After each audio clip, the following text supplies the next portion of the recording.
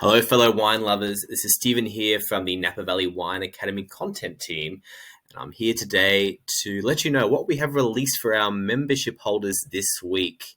So it's all very easy to find. You just go to our membership site and it's going to scroll down. It's going to be here in the news section. So we have a number of new videos, all from Wine Masters TV. So the first is a food and wine pairing.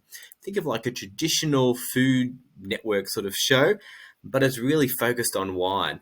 This one's all about Bordeaux, both the foods and the wines of Bordeaux. It's going to make you hungry. It's really beautiful, very delicious. So that's the first thing. And then we also have a three-part series about Lebanon. It's put together hosted, I should say, by Peter Richards, MW, who to me is a little like the Anthony Bourdain of wine. He goes where people don't go or won't go.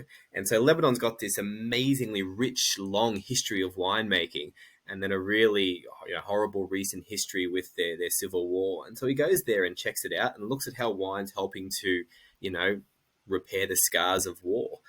It's really moving, it's really beautiful, and really well put together. And you're likely to learn something new because most people really don't know too much about the wines of Lebanon. That's our updates for this week. Have a great week.